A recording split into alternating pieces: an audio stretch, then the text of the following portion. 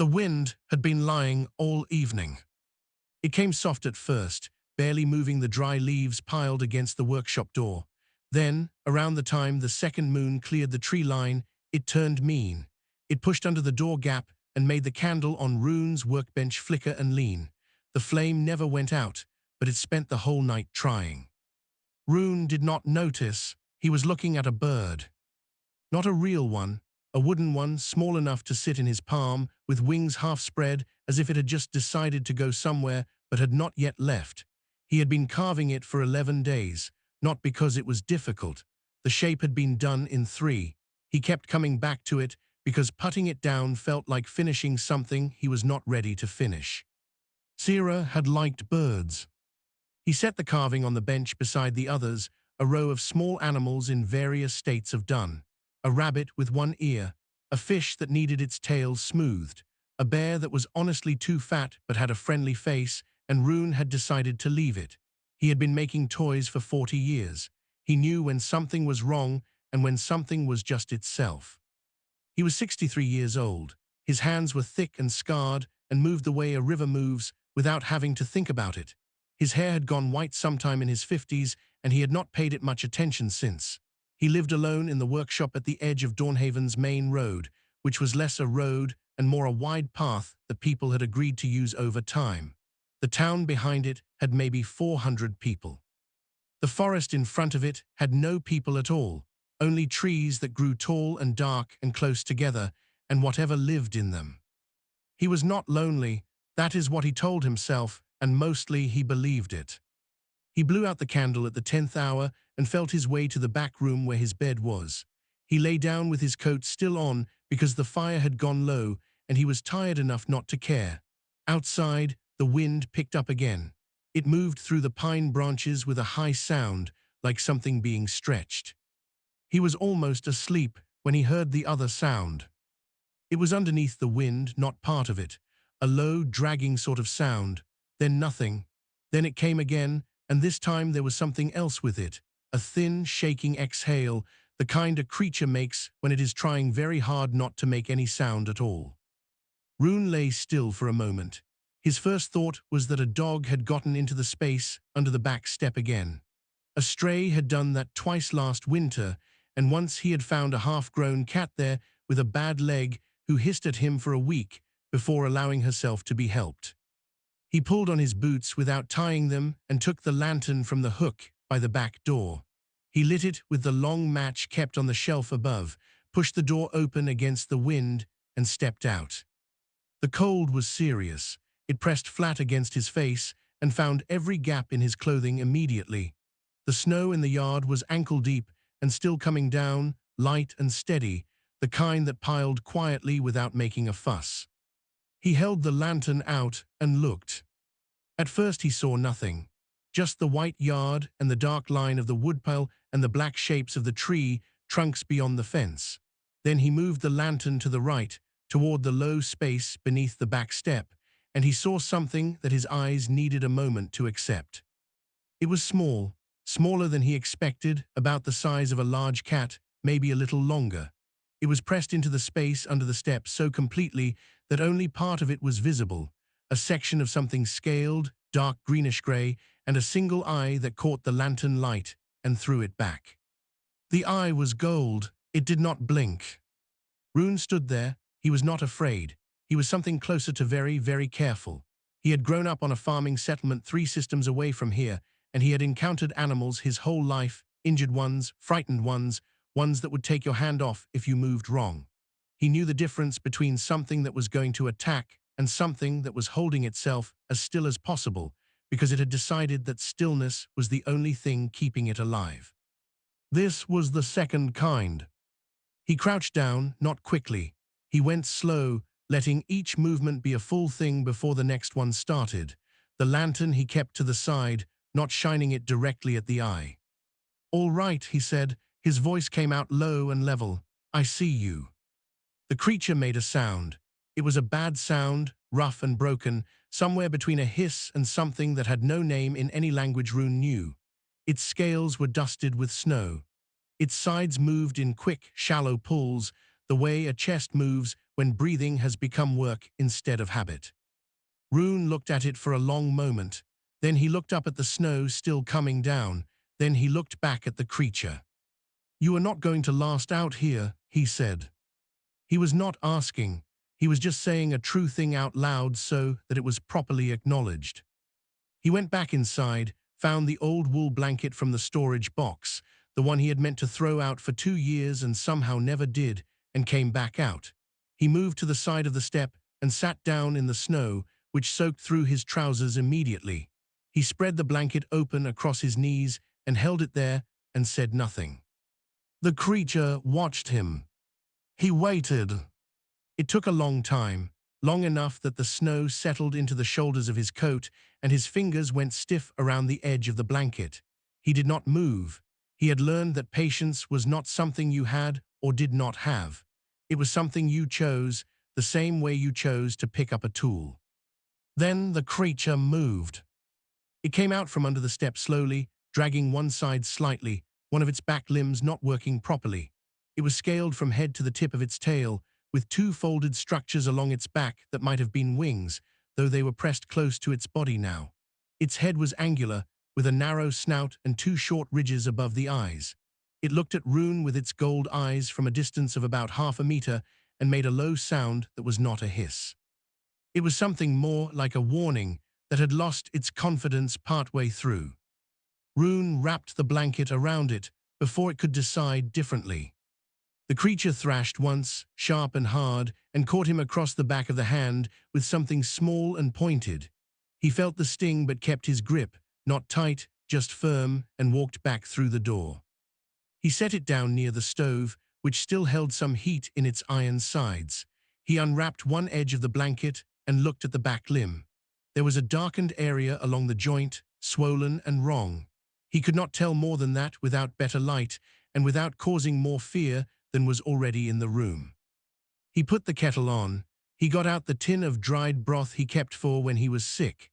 He looked in the storage box and found some dried strips of something that had been meat once, which he softened in a little warm water. The creature watched every single thing he did. Its gold eyes followed his hands, his face, the kettle, the bowl, the door, the window, and back to his hands.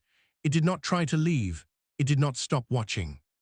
Rune set the bowl down about an arm's length from the blanket and sat back in his chair. He picked up the wooden bird from the bench and turned it in his hands, not carving, just holding it. After a while, he heard the creature move. He did not look. He kept his eyes on the bird.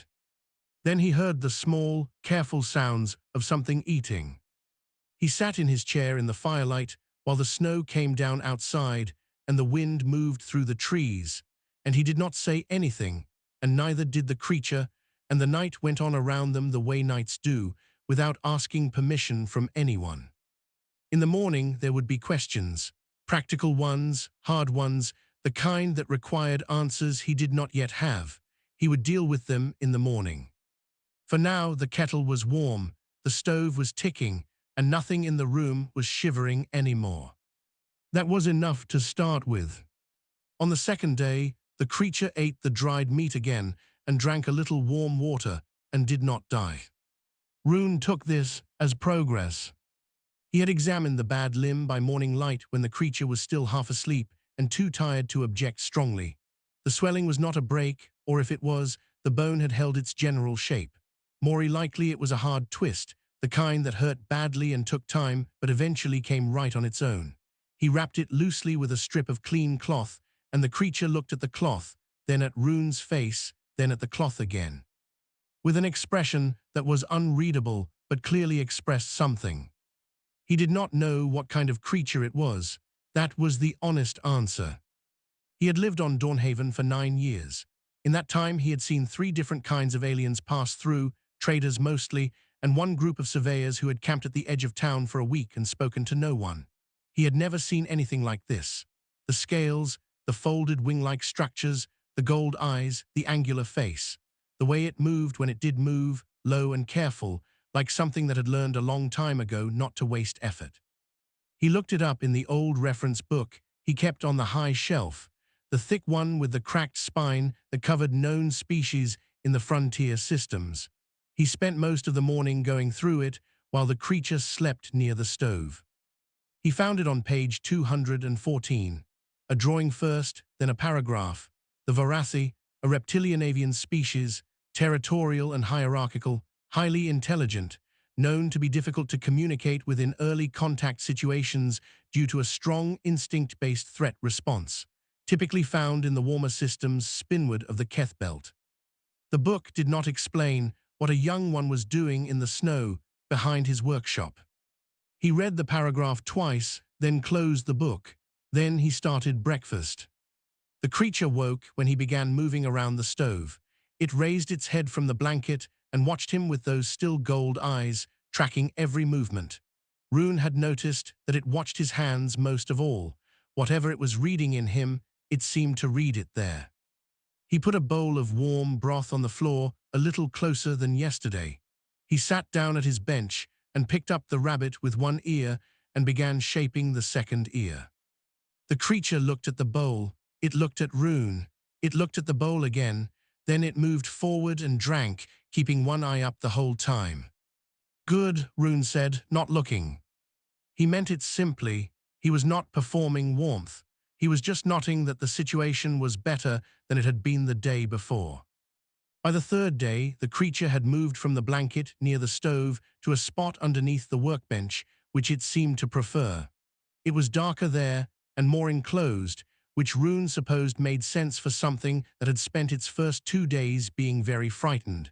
He put the blanket there for it and did not comment. He began the fourth day by doing something he had not planned. He went to the shelf where he kept the finished pieces, the ones made well enough to sell, and took down the wooden dragon. He had made it 6 years ago for Sira. She had kept it on the windowsill of their bedroom because she said it looked like it was thinking. It was his best work. He knew that without pride, just the way you know a true thing. The scales were carved one by one with a fine blade. The wings were spread slightly, not in threat, just in the way a creature spreads its wings when it is resting and comfortable. The eyes were painted a deep amber, which he had mixed himself over 2 days to get the color right. After Sira was gone, he had moved it to the shelf because he could not make himself put it away, but could not make himself look at it in the bedroom either. He set it on the floor, near the entrance to the space under the workbench, and walked away. An hour later he checked. The dragon was gone. He found it under the workbench in the dark next to the creature. He did not take it back. The creature did not come out that day, but that night, when he was working late and the workshop was quiet, he heard a sound. Low, soft, not quite a hum, but in the same family as one. He stopped working and listened. The sound continued steady, coming from under the bench. He picked up the wooden bird, turned it in his hands, and very quietly, very low, began to hum back. The sound under the bench paused, then carefully it started again, the same tone he had used. Rune felt something happen in his chest that he had not felt in some time. He could not name it exactly, something between ache and relief. He kept humming. On the 6th day, his neighbor Osk knocked on the front door. Osk ran the general trade post 3 buildings down and had the habit of checking in when he had not seen someone in a few days. He was a large man with a red beard and a good nature, and he meant well, which was the reason Rune opened the door at all. "Have not seen your light this week past the usual hour," Osk said, looking past Rune into the workshop with the honest curiosity of someone who did not realize he was being obvious. "Working late," Rune said. "Anything need doing, supplies running low." "I will come by the trade post tomorrow," Rune said. "I need dried meat and some extra cloth." Osk looked at him, Rune looked back. After a moment Osk nodded slowly and said he would have it ready and left. Rune closed the door and turned around. The creature was standing in the middle of the workshop floor, watching the door. It was the first time it had come fully out into the open on its own. Rune stood very still. The creature looked at him, then it looked at the door again, then it turned and walked back under the workbench with the wooden dragon. That was the day Rune decided he needed to be honest about the situation, not because he wanted to, because not being honest would eventually become a problem with sharp edges. He sat down at the bench and thought it through the way he worked through a complicated carving, one piece at a time, slow and without rushing to the answer. The creature was young, that much he was fairly sure of. It moved like something that had not been fully grown into its body yet. The book had said Varasi were intelligent. It watched him the way intelligent things watched, taking everything in, building a picture. It was alone. It had arrived with damage and cold and nothing else. Whatever had brought it here had not brought anyone with it. Someone would come looking eventually, or no one would, which was worse. He could not keep it hidden indefinitely. The town was small. People would notice. And if someone noticed and reported it before Rune had made the situation official and clear, that was when things became dangerous, not because of the creature, but because of how people behaved when they felt they had been surprised by something. He went to the writing desk in the corner and got out a piece of paper and a pen. He wrote a short note to Governor Aldrich, the colonial administrator who worked out of the building at the center of town. He stated the facts plainly, found an injured juvenile Varasi behind the workshop during the storm, currently providing care, requesting guidance on protocol. He read it back. It sounded like him, which he took as a sign it was right. He folded it and left it on the desk to send in the morning. Then he went to the workbench and picked up the carving tools and went back to work. The fish still needed its tail smoothed. Under the bench, in the dark, he could hear the creature moving the wooden dragon against the floor, turning it in small, careful circles the way a child turns something over that it finds interesting. He worked by candlelight until late. The town outside went quiet. The snow that had been threatening all afternoon began to fall again, steady and soft, without opinion.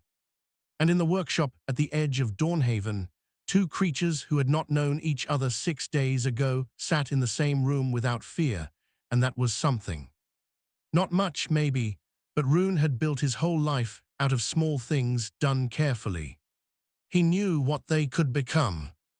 Governor Aldrich had a desk that was too large for the room it sat in.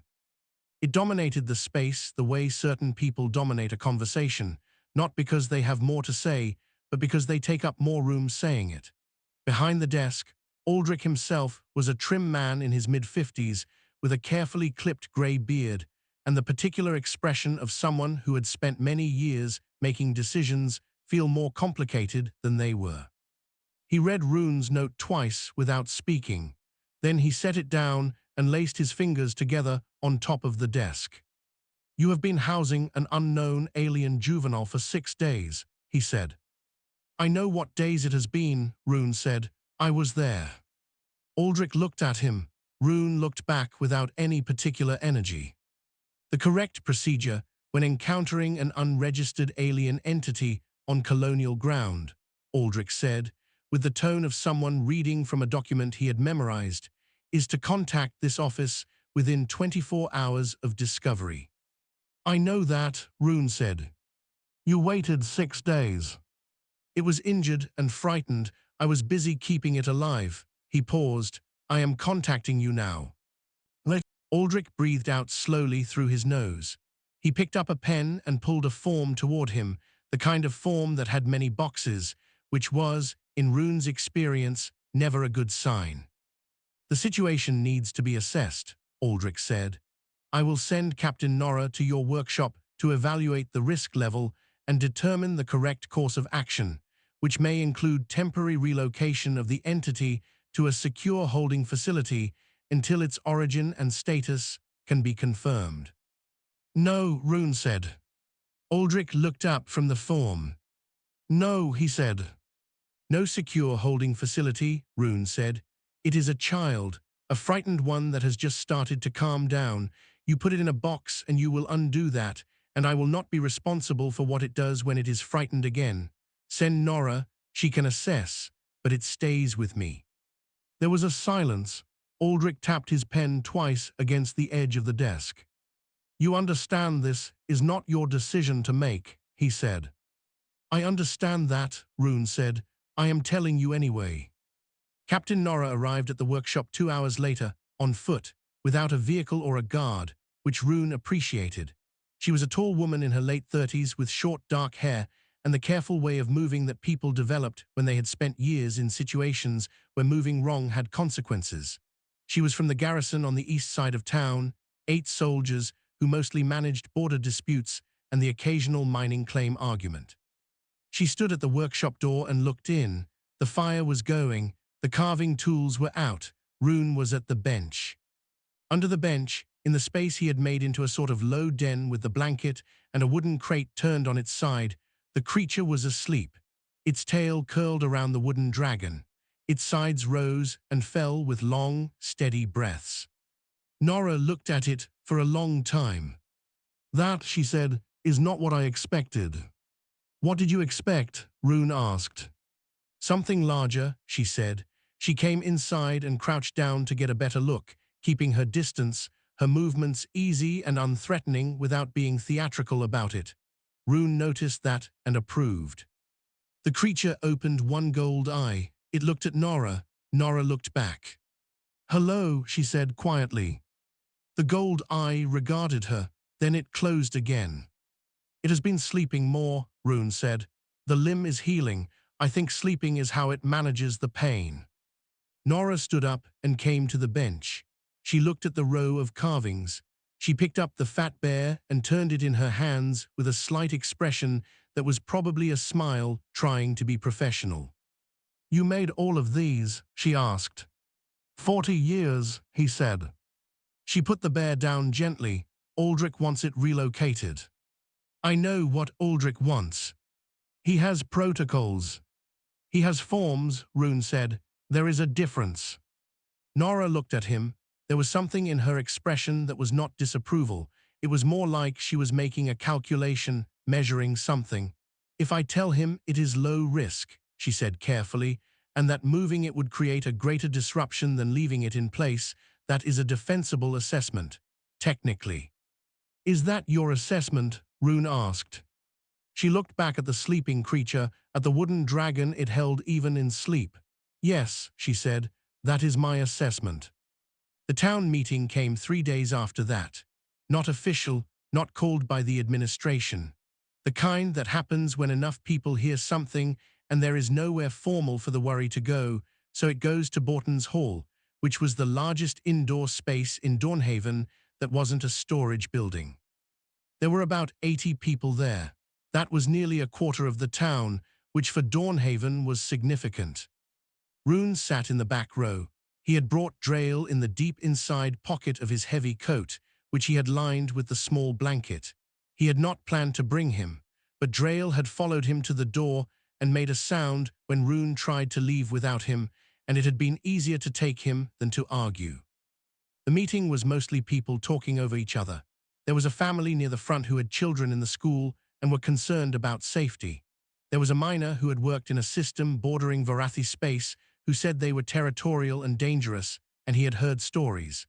There was a woman who ran the medical post who said that keeping an injured juvenile was an act of basic decency, and she did not understand what the problem was. There was an older farmer who said he did not see how this was any different from someone taking in a stray, which several people objected to loudly, though they did not say why exactly. Aldrich spoke from the front. He used careful language about protocol and responsibility and proper channels. He did not say that Rune was wrong. He said that there were procedures and that procedures existed for good reasons. Rune listened to all of it. When it had gone on long enough, he stood up. The room went quieter, not completely, but enough. He did not raise his voice. He did not use words he would not use in a normal conversation. He said that he had found a small creature alone in the snow, injured in a storm, and that he had brought it inside because it would have died otherwise. He said that it was young and it was frightened and it had been calm for days now. He said that he was not asking the town's permission. He was telling the town what was happening so that they were not surprised later. He said that he had sent a note to the colonial administration, that Captain Nora had visited and made her assessment, and that until the creature's people were located and made contact, it would stay in his workshop. Then he sat down. People talked for a while longer. The energy in the room changed, though not entirely.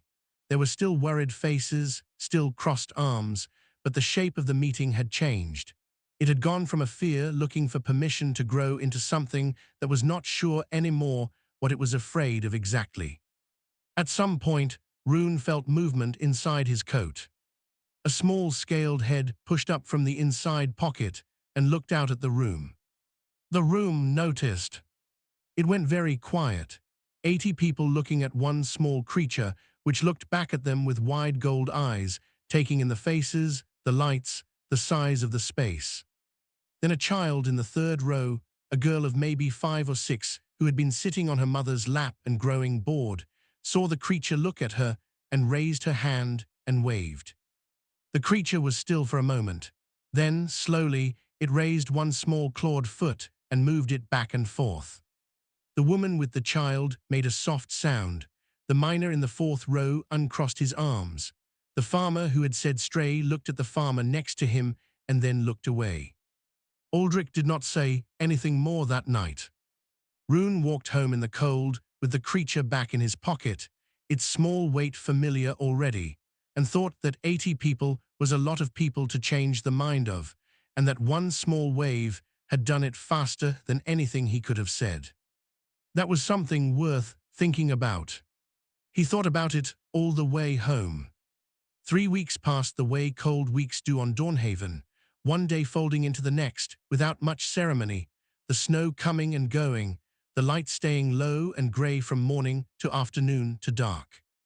In those 3 weeks, Drail learned that fire was not to be touched with the snout, that the flat iron tool with the wooden handle was for smoothing, that the small curved blade was for shaping, and that Rune kept a specific noise, a quiet, single note through the nose, for when something had gone wrong, but not badly wrong.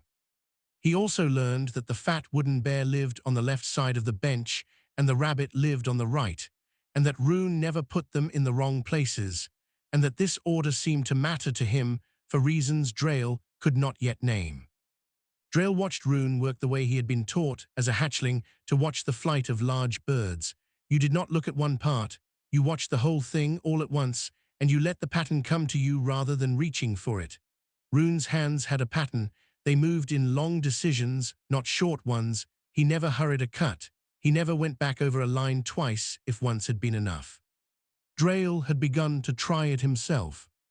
There was a pile of softwood offcuts near the back of the bench that Rune had moved there without saying anything, which Drail understood was an offering without the word attached.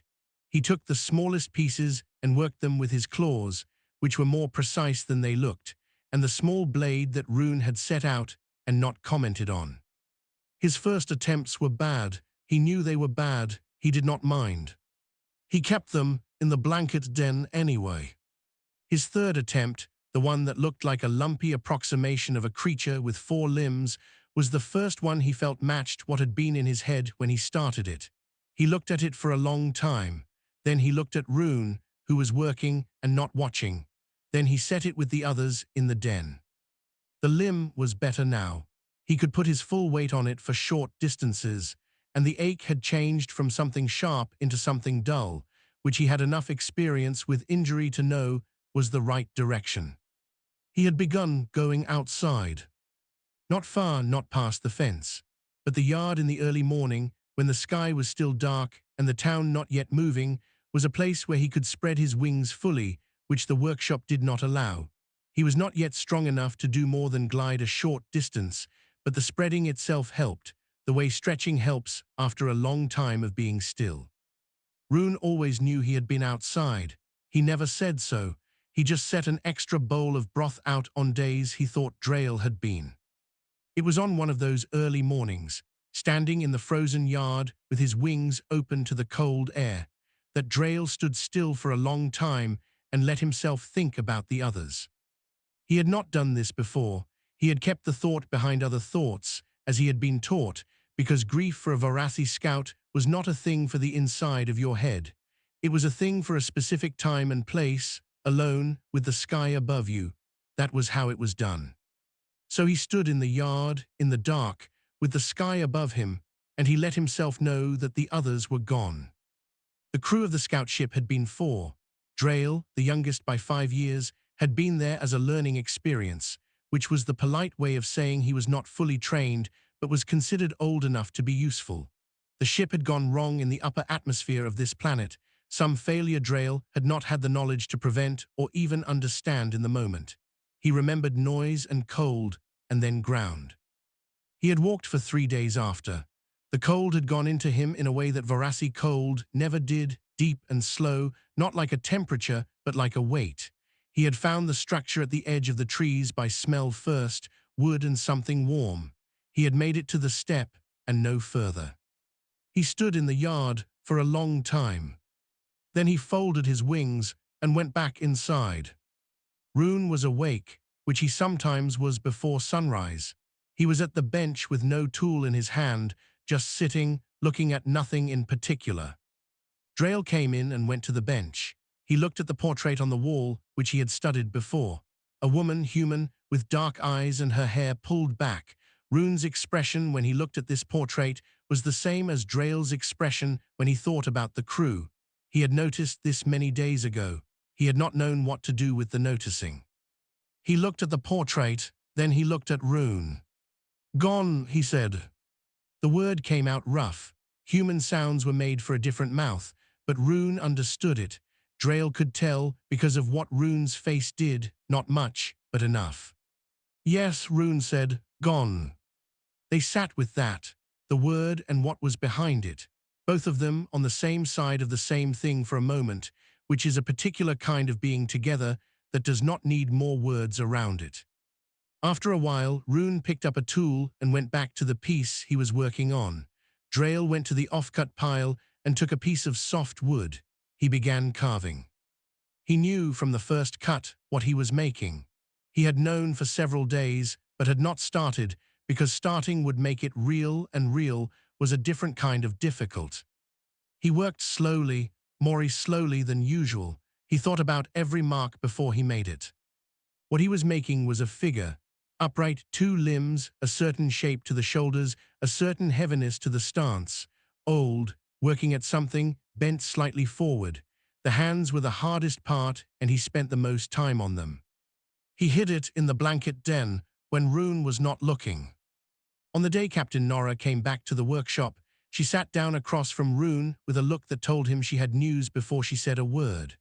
Drayle, who had been watching her from under the bench, came out slowly and sat beside Rune's boot, which he had started doing when he was uncertain about something, as if Rune was a fixed point he could measure the rest of the world from. "We received a signal response from the Varathi communication relay," Nora said. She kept her voice steady and careful. "They have been running missing ship searches in this region for several weeks. When we sent the identification data from the crash site, they responded within the day." She paused. "A diplomatic vessel has been detected entering the outer system. They estimate 5 days." Rune nodded slowly. Drayle understood the words, not all of them, but enough. He had been building human speech the same way he built everything, from the pattern out, from the most used parts toward the edges. He understood 5 days. He understood vessel. He understood what entering the outer system meant in practical terms. He looked at the bench, at the carvings in their places, at the fat bear on the left, at the rabbit on the right. He went back under the bench, into the den, and sat in the back of it where it was darkest, with the wooden dragon that smelled like Rune's hands and the small lumpy figures he had made himself, and the one figure he had not shown anyone yet. He sat there for a long time. Outside he could hear Nora and Rune talking in low voices, practical things about landing sites and protocol. He listened to the sound of Rune's voice more than the words, the flatness and the weight of it, the way it moved without hurry. He had heard many voices in his short life, Varathi voices which were precise and layered and carried rank in their pitch, the voices of other species on the few stations he had been to, bright and odd and fast. He had not known before that a voice could sound like a workbench, like a tool moving through something solid with the right amount of pressure, like something that did not need to announce that it knew what it was doing. He picked up the unfinished figure, the one he had been working on in the evenings. He looked at it for a moment, then he picked up his small blade and went back to the hands. 5 days was not very long. He wanted to finish before then. He worked very carefully, and the workshop was warm, and outside the snow began again, and nothing in the room was afraid. But things can be not afraid and still be ending, and Drail knew that, and he kept carving anyway. The Varathi ship came down in the flat field east of town, because it was the only space large enough for it. It was not a large ship by any standard Rune had read about, but it was larger than anything that had ever landed on Dawnhaven, and the sound it made as it settled was a deep, pressured hum that he felt in his back teeth. Half the town came out to the east road to watch. They kept their distance, which was sensible, and stood in clusters, which was human. Rune stood at the edge of the road with Nora beside him. Drail was inside his coat pocket, as he had been for the town meeting weeks ago. He had climbed in that morning without being asked, and Rune had not suggested otherwise. The pocket had become something between a vantage point and a safe distance, and Rune understood both uses. The ship's exterior was dark, a deep blue-green, the color of water in shadow. 3 figures came down the ramp when it extended. They were clearly the same species as Drail, but larger, fully grown, with broader wings folded tight to their backs. Their scales were a deeper color, more gray than green. They walked with a measured pace that was not slow but was very controlled, the way people walk when they want to make it clear they have chosen their speed and could have chosen otherwise. The one in front was Ambassador Torvald. Rune knew this because Nora had described him from the communications, and because Torvald was the one who looked at the whole field, the whole town at the road's edge, the workshop visible in the distance, and processed all of it in a single sweeping assessment before his eyes landed on Rune and stayed there. Torvald was old by the look of his scales, which had the faded, settled tone of age. His eyes were amber, darker than Drail's gold. He stopped a few paces away and looked at Rune from head to boot and back up, the way you look at something you are trying to place but cannot quite. "You are the one who sent the communication," Torvald said. His human speech was precise and slightly flattened. The way speech sounds when a person is more comfortable in a different language, but has practiced. "I sent it," Rune agreed. "You are the one who found Drail. Behind my workshop, in a storm." Torvald looked at the pocket of Rune's coat, at the slight movement inside it. "You have him now," he said. "It was not a question." "He climbed in this morning," Rune said. "It has become a habit." Something moved in Torvald's expression that Rune could not name, a brief and complicated thing that came and went. "We were not aware," Torvald said slowly, "that any of the scout crew had survived. The vessel's beacon failed on impact. We had searched the region and found no signal." He paused. "You could not have known the correct protocols for Varathi juvenile care." "I did not know them," Rune agreed. "You proceeded regardless." "He was cold," Rune said, "and hurt and alone." He looked at Torvald steadily. "I did not feel that knowing the protocols was the most urgent part." Torvald looked at him for a moment longer. Then he looked at Nora, who gave him the same kind of level look she had given Rune in the workshop that first day, the look of someone who had assessed the situation and was not alarmed. They walked to the workshop, all of them, Torvald and the 2 other Varathi, Nora, Rune, and the whole quiet pocket.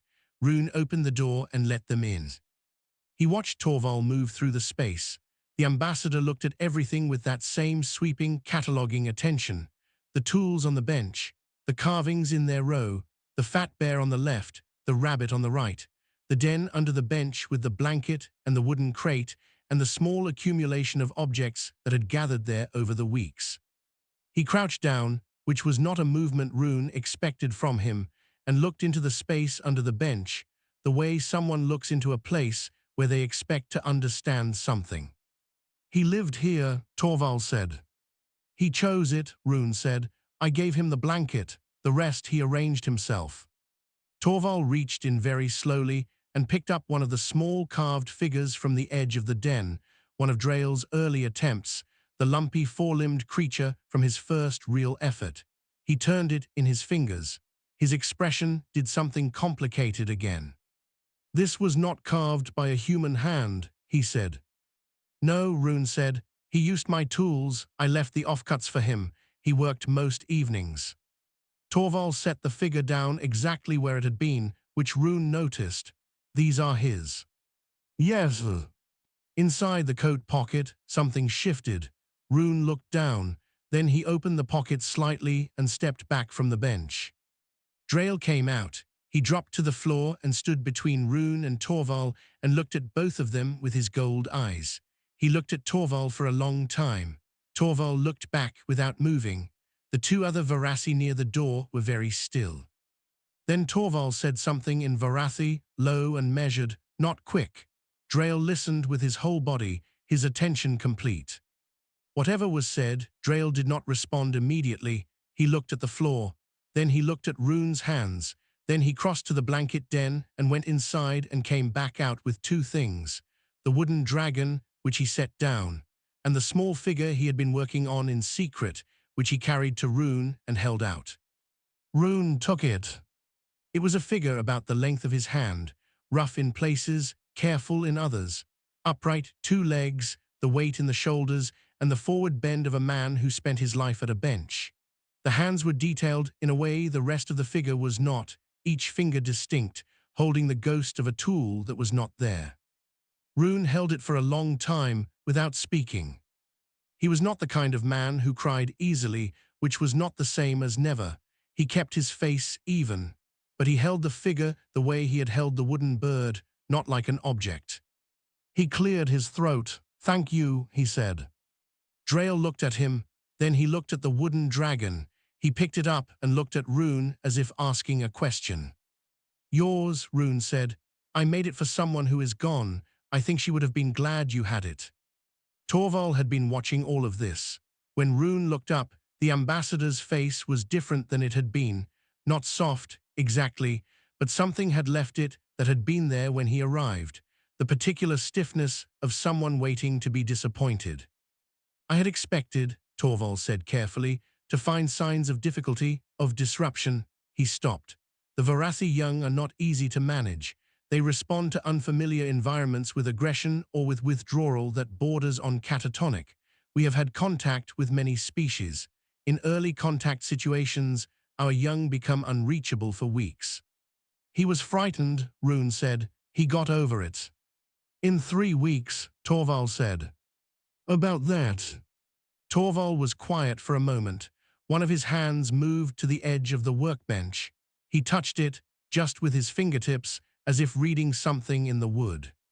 "What did you do?" he asked, not as a formal question, as the kind of question a person asks when they are genuinely trying to understand something.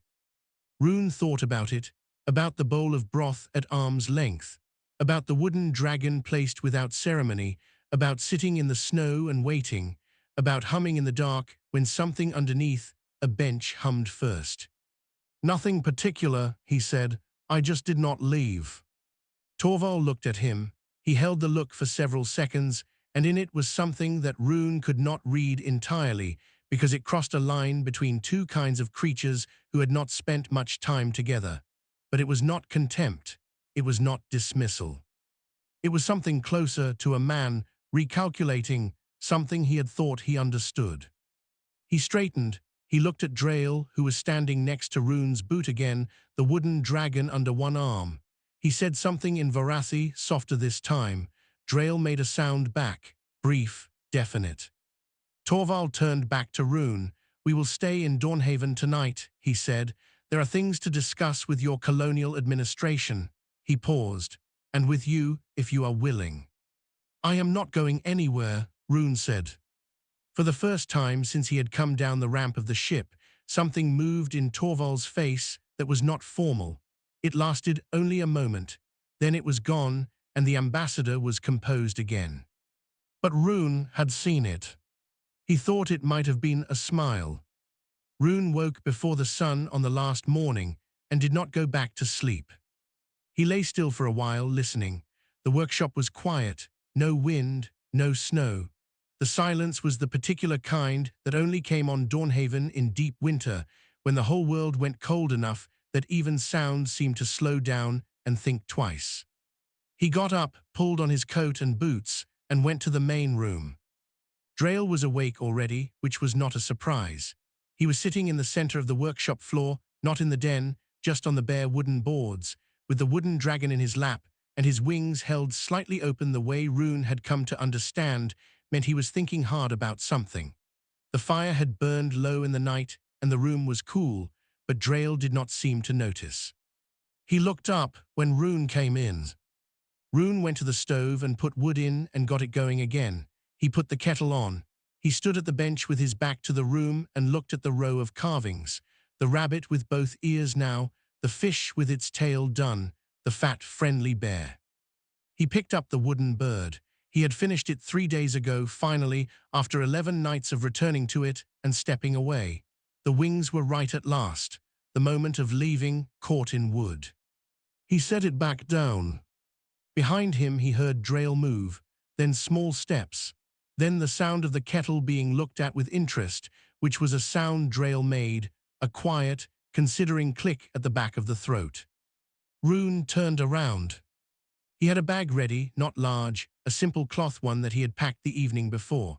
He picked it up from the corner and brought it to the center of the room and sat on the low stool and began going through it once more.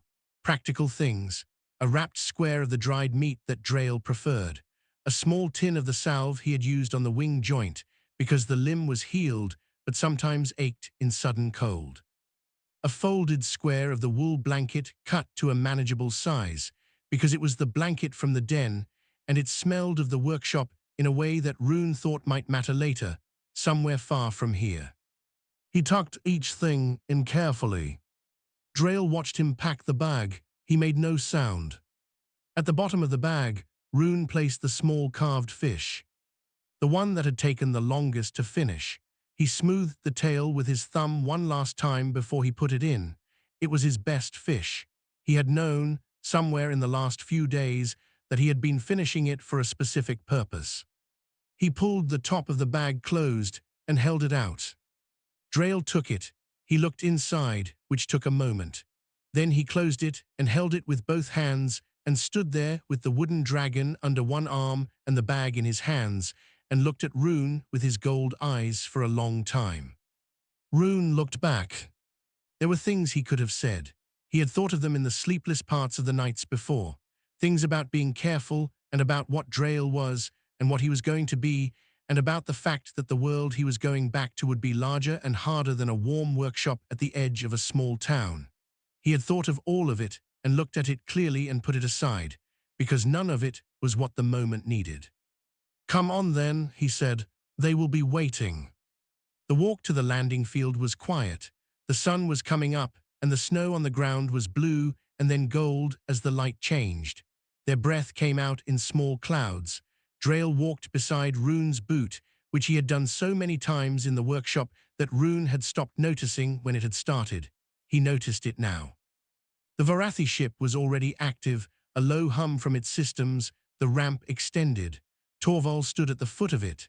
The town was gathering again at the road's edge, not as many as the night Aldrich had called the meeting, but enough. Nora was there too, off to the side, her hands in her coat pockets. Torvald looked at Rune as they approached, and then he looked at the town gathered at the road. He looked at the workshop visible at the far end of the main path. He seemed to be taking account of something. He turned to his 2 officers and spoke in Varathi. Both of them stepped aside. Then he spoke to the crowd, in human speech, loudly enough for the road to hear.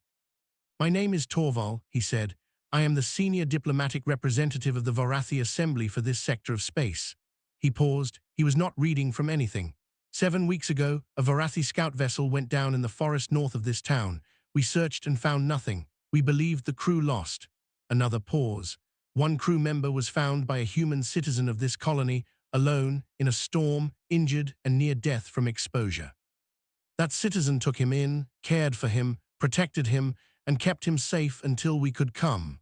He did this with no training, no obligation, no payment, and no certainty of how it would be received. He stopped. The field was very quiet. "The Varathi have a word for what this man did," he said. "It does not translate directly into your language. The closest meaning is something like the act of giving warmth to something that has no right to ask for it and every need of it. He looked at Rune. "We do not forget such acts. The Varathi Assembly will record this. Your name and this colony will be recorded as a place where our young were safe." Rune did not know what to do with that kind of sentence, so he said nothing. Torvald crossed the distance between them and performed a gesture with one hand, precise and deliberate, fingers pressed flat and drawn once across his chest. He said something in Varathi and then said the same thing in human speech. Kinship debt acknowledged, carried forward. Someone in the crowd at the road began to clap. Others joined it. It was not a large sound, one small town making noise in an open field, but it was genuine and it carried. Rune looked at his boots. Then he felt movement at his side and looked down. Drail had set down the bag. He reached up and took Rune's hand, both of his small clawed ones around the thick scarred width of it, and held it for a moment. He looked up at Rune. His gold eyes were the same eyes that had caught the lantern light from under a frozen step in the middle of a storm, suspicious and frightened, and still, impossibly, present. They were not frightened now. Rune closed his other hand over Drail's briefly, just once, then he let go. Drail picked up his bag. He looked at the ramp. He walked up it, the wooden dragon under his arm, not looking back, which Rune understood was not coldness. Among the Varathi, looking back at a leaving was the same as saying you wished you were not leaving, which was not appropriate to say to someone who needed you to go. Rune had read that in the reference book. He was glad he had. The ramp drew up. The ship's sound deepened. Around the field the snow shifted and stirred. Nora came and stood beside him without a word. The crowd at the road watched. The ship lifted cleanly, straight up, and then was gone. Rune stood in the empty field for a moment. The sky was pale blue and wide above the trees. The snow settled back into itself. He turned and walked back across the field toward the workshop. Nora walked with him part of the way and then peeled off toward the garrison without anything needing to be said. The people at the road dispersed. Dawnhaven went back to being what it was, a small town in the cold, getting on with its morning. He went inside. The fire had gotten going properly while he was out. The room was warm and smelled like wood and the ash of last night's burn and the particular nothing smell of absence, which is always present in a room that recently held more than it now holds. He stood in the middle of the floor for a moment. On the bench, the carvings were in their row, the rabbit, the fish which was done and gone which left an empty place, the bear, the bird. He looked at the empty space where the fish had been. He pulled out the stool and sat down. He picked up the tools in their familiar order. Then he reached for a piece of stock wood from the pile, a good dense piece, light in color, with a straight grain. He turned it in his hands. He looked at it from one side and then the other. He made the first cut. What came out of the wood over the next hour was not what he had expected. It was small, longer in the body than it was tall, with wings just beginning to open. He did not plan it. He just followed what was in the wood, which was what he had always done. On the shelf above the bench, Sira's portrait looked out at the room. Beside it, where he had placed it the night before, was the small figure with the careful hands. An old man at his work, caught mid-thought, carved from soft wood by a creature who had learned the shape of him and found it worth keeping. Rune worked in the quiet. The fire ticked. Outside the window, the morning light came across the snow and through the glass and fell on the bench in a long, bright bar. A small wooden dragon took shape in an old man's hands. He did not rush it. He had time. And somewhere above the pale winter sky, between the stars, something carried a wooden fish in a cloth bag and did not look back because it had been loved well enough to leave. That was the whole of it, and it was enough.